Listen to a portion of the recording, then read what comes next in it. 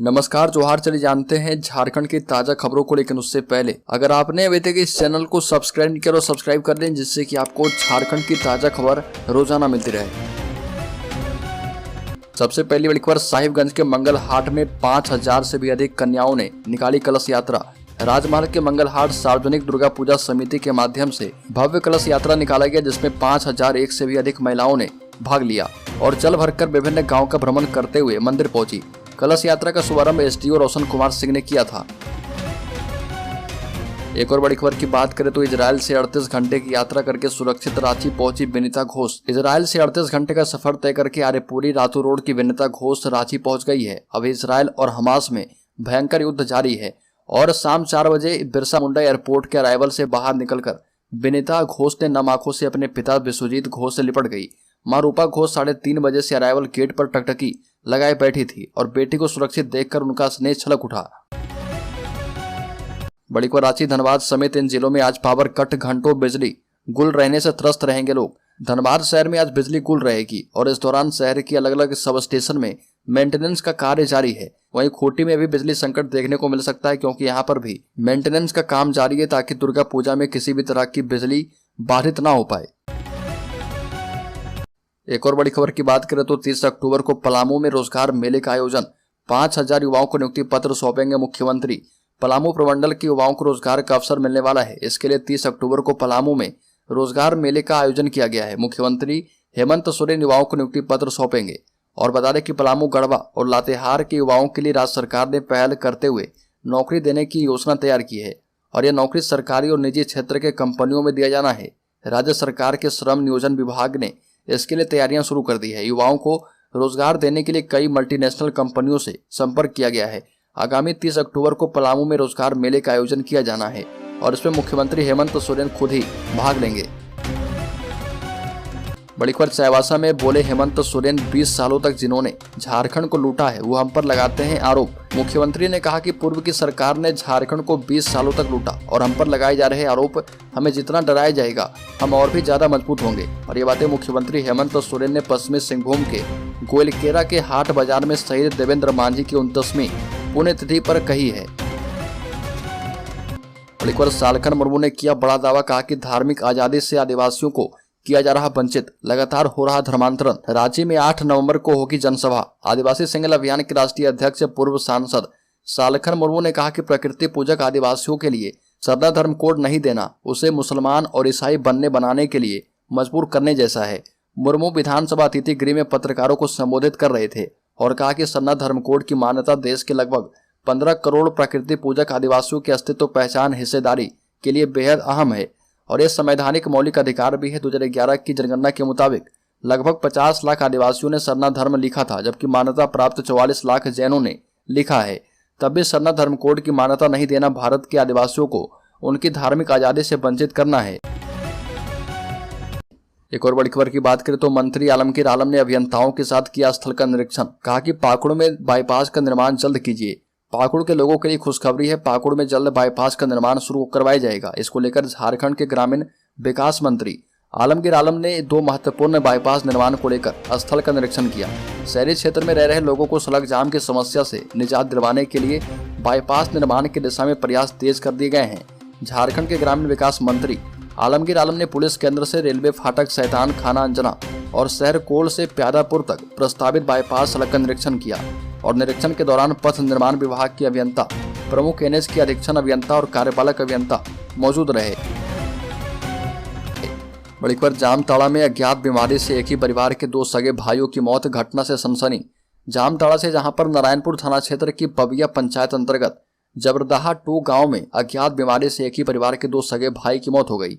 घटना से परिवार के लोगों का रो रो कर बुरा हाल है और बताया जा रहा है कि नारायणपुर थाना क्षेत्र के पबिया पंचायत अंतर्गत जबरदहा 2 गांव में अज्ञात बीमारी की वजह से 2 व्यक्तियों की मृत्यु हो गई है।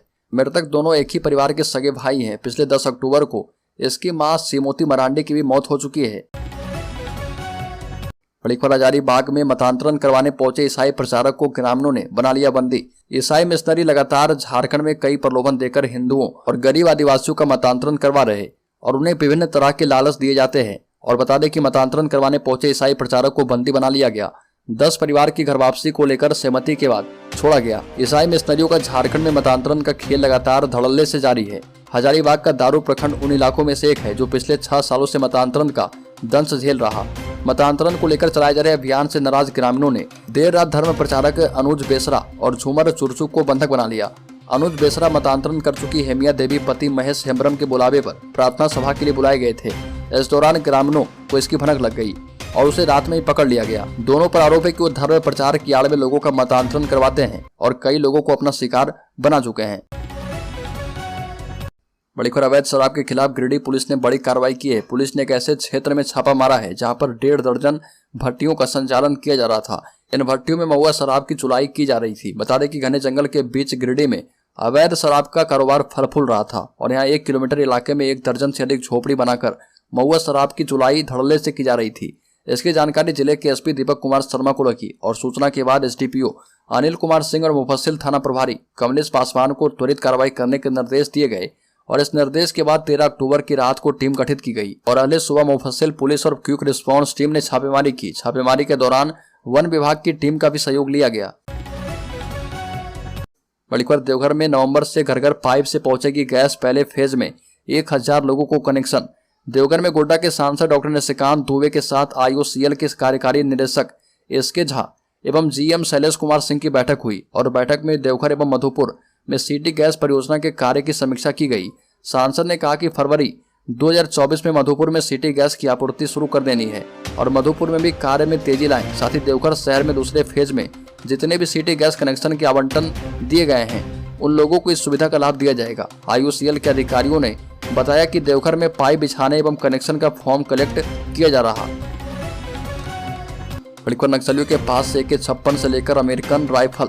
चतरा से 5 नक्सली गिरफ्तार किए गए हैं। चतरा के एसपी राकेश रंजन ने बताया कि गुप्त सूचना के आधार पर गिरफ्तार नक्सलियों के पास से पुलिस ने AK-56 rifle, 1 American rifle, 1 semi automatic SLR rifle, 315 bore की राइफल, 2 देसी कट्टा, विभिन्न कैलिबर के 275 जिंदा गोलियां, लेवी के लिए इस्तेमाल में किए जाने वाले 10 मोबाइल, टीएसपीसी उग्रवादी संगठन का 88 पर्चा बरामद किया गया है। चतरा के एसपी राकेश रंजन ने बताया कि गुप्त सूचना के आधार पर सीधालू सतबहरी पहाड़ के जंगल में बड़ी संख्या में टीएसपीसी संगठन के नक्सलियों के जुटान की सूचना मिली थी। बड़ीपुर मंत्री बादल पत्रलेख ने गरीब किसानों के बीच किया ट्रैक्टर का वितरण। सरकार के द्वारा हर संभव मदद का दिया है भरोसा। झारखंड के गरीब किसानों को सरकार मिनी ट्रैक्टर दे रही है और इसी के वितरण के लिए कृषि मंत्री बादल पत्रलेख लातेहार पहुंचे और किसानों के बीच ट्रैक्टर वितरण किया। मंत्री बादल पत्रलेख ने कहा कि जल्दी किसानों को मिनी ट्रैक्टर की जगह बड़ा ट्रैक्टर दिया जाएगा और झारखंड राज्य के गरीब किसान भी उन्नत खेती कर पाए। इसको लेकर झारखंड सरकार अनुदानित मूल्य पर गरीब किसानों को ट्रैक्टर और अन्य कृषि उपकरण उपलब्ध करवा रही है। बड़ी खबर, चतरा में लगातार नष्ट हो रहे बांस के जंगल। उग्रवादियों के चलते जंगल की अर्थव्यवस्था चौपट है। झारखंड का चतरा जिला कभी बेहतर गुणवत्ता वाले बांसों के लिए जाना जाता था और इन बांसों के बखार से प्रतिवर्ष वन विभाग को करोड़ों रुपए का राजस्व प्राप्त होता था, लेकिन उग्रवादियों की धमक के कारण पिछले 25 वर्षों से राजस्व पर ग्रहण लग गया है। चतरा के जंगलों से निकलने वाले बांसों से उच्च कोटि के कागज तैयार होते थे और बताया जाता है कि यहाँ के बांसों की मांग इतनी थी कि प्रति वर्ष 1 से 1.5 करोड़ रुपए के बांस रोहतास, डालमिया नगर और कोलकाता के पेपर मिलों में भेज दिए जाते थे। समय के साथ जंगलों में उग्रवादी गतिविधियां बढ़ने लगी तो विभाग ने भी बांसों के संरक्षण पर ध्यान देना बंद कर दिया। बड़ी खबर, अगले वर्ष रिटायर होने वाले शिक्षकों के लिए बड़ी अपडेट। स्कूली शिक्षा एवं साक्षरता विभाग के सचिव के रवि कुमार ने जिला पदाधिकारियों को शिक्षकों के द्वारा स्थानांतरण के लिए दिए गए ऑनलाइन आवेदन की स्क्रूटनी का कार्य हर हाल में 15 अक्टूबर तक पूरा करने को कहा गया है। यह भी कहा गया है कि टीचर्स ट्रांसफर पोर्टल केवल सरप्लस शिक्षकों के स्थानांतरण आवेदनों के लिए 16 से 20 अक्टूबर तक खोला जाएगा। सचिव ने कहा कि सरप्लस शिक्षकों का आवंटन उनके संबंधित ग्रेड पे, कैडर एवं सामान्य ग्रेड पे की उपलब्ध रिक्ति के मुताबिक किया जाएगा। बड़ी खबर, मुख्यमंत्री हेमंत सोरेन ने भाजपा और ईडी जैसी संस्थाओं से आर पार की लड़ाई की बात कही। मुख्यमंत्री ने कहा कि हम जैसे ही तेजी से चलने लगते हैं तो हमें कहीं से कोर्ट कचहरी का ऑर्डर या फिर किसी संस्था का नोटिस भिजवा दिया जाता है कि हाजिरी दो, इसलिए अब तो हमने भी सोच लिया कि सीधी लड़ाई होगी, देखा जाएगा इस पार या उस पार। मुख्यमंत्री पश्चिमी सिंहभूम जिले के कोइलकेरा प्रखंड में मंत्री जोबा मांझी के दिवंगत पति देवेंद्र मांझी की 29वीं श्रद्धांजलि सभा को संबोधित कर रहे थे। हेमंत सोरेन ने भाजपा पर निशाना साधा और कहा कि लोगों को लगता है कि हमको जेल में बंद करके ये अपने मंसूबे में सफल हो जाएंगे। तो मैं ये बता देना चाहता हूं कि अगर गलती से जेल में भी रहा तो और मजबूती से निकल कर आऊंगा और झारखंडी लोग आपके साथ लोहा लेने के लिए तैयार हैं। मुख्यमंत्री ने कहा कि अजीब हालत है कि हम गरीब हैं तो कुछ भी बोल लो, कुछ भी आरोप लगा लो, और इन लोगों को तो वॉशिंग मशीन कहा जाता है। गंदा आदमी को विपक्ष की मशीन में डाल दो तो साफ हो जाता है। पर जिन नक्सलियों ने जवानों पर गोलियां बरसाई उसी जवानों ने नक्सली की जान बचाई। बता दें कि झारखंड पुलिस और सीआरपीएफ की टीम ने जख्मी नक्सली को एयरलिफ्ट करके हेलीकॉप्टर से अस्पताल पहुंचाया और जवानों और नक्सलियों के बीच कोल्हान के हुसीपी जंगल में भीषण मुठभेड़ हुई थी और इस हमले में एक नक्सली गंभीर रूप से जख्मी हो गया था, जिसे तड़पता छोड़कर उसके साथी फरार हो गए। हालांकि पुलिस ने मुठभेड़ के बाद जंगल में सर्च अभियान चलाया, लेकिन जख्मी नक्सली जंगल में छिप गया था। जब दोबारा जवानों ने जंगल में सर्च अभियान चलाया तो नक्सली जख्मी हालत में पड़ा मिला, जिसे गोली लगी थी, और उसके बाद जवानों ने जख्मी नक्सली को खटिया पर लिटाकर दुर्गम रास्तों से होते हुए 5 किलोमीटर दूर अपने कैंप तक ले गए और उसके बाद मेडिकल टीम की ओर से उन्हें हेलीकॉप्टर से रांची लाया गया।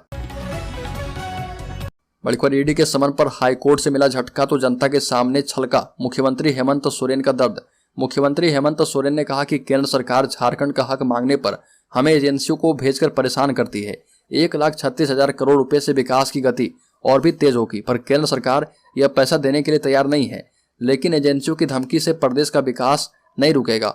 मुख्यमंत्री हेमंत सोरेन पश्चिमी सिंहभूम के गोइलकेरा में आयोजित शहीद देवेंद्र माझी के सभा में बोल रहे थे और कहा कि केंद्र के किसी झांसे में हम नहीं फंसेंगे, अब आर पार की लड़ाई लड़ेंगे। भाजपा आदिवासी विरोधी है और यही कारण है कि उसने राज्य के किसी आदिवासी मुख्यमंत्री को 5 साल का कार्यकाल पूरा करने नहीं दिया है। पार्टी ने सिर्फ छत्तीसगढ़ी को मौका दिया है और यह भी कहा कि भाजपा देश में जाति और धर्म के नाम पर लड़ाने में लगी है। बड़ी खबर, आज सरकारी स्कूलों के बच्चे अब ऑनलाइन शिक्षा भी ग्रहण कर पाएंगे। राज्य में स्कूली शिक्षा एवं साक्षरता विभाग ने इसे लेकर मोबाइल ऐप तैयार करवाया है। मुख्यमंत्री हेमंत सोरेन 16 अक्टूबर को मोरहाबादी स्थित doctor Ramdayal Munda football stadium में आयोजित कार्यक्रम में इस जी गुरुजी मोबाइल ऐप की लॉन्चिंग करेंगे और जी गुरुजी मोबाइल ऐप से बच्चे स्कूल के साथ साथ घर में भी ऑडियो वीडियो पर डिजिटल स्क्रिप्ट के साथ पढ़ाई कर पाएंगे। बच्चे पढ़ाई के साथ साथ अपना मूल्यांकन भी कर लेंगे और इसे प्ले स्टोर के माध्यम से मुफ्त डाउनलोड किया जा पाएगा। बता दें कि मुख्यमंत्री इस अवसर पर 827 माध्यमिक शिक्षकों को नियुक्ति पत्र भी सौंपेंगे। बड़ी खबर, झारखंड रिम्स कर्मियों को नहीं मिलेगा पुरानी पेंशन योजना का लाभ, वित्त विभाग ने दिया है तर्क। राज्य सरकार ने राज्य कर्मियों को पुरानी पेंशन योजना का लाभ देने का निर्णय किया है, लेकिन राज्य के सबसे बड़े अस्पताल राजेंद्र आयुर्विज्ञान संस्थान रिम्स के कर्मियों को पुरानी पेंशन योजना का लाभ देने में पेंच उत्पन्न हो गया है। वित्त विभाग ने यह कहते हुए रिम्स कर्मियों को पुरानी पेंशन योजना का लाभ देने से इनकार कर दिया है कि रिम्स एक स्वायत्त शासी संस्थान है और कर्मियों की पेंशन के लिए राशि का इंतजाम इसे अपना कोष से करना चाहिए। राज्य सरकार पेंशन पर होने वाले खर्च की राशि नहीं दे सकती है।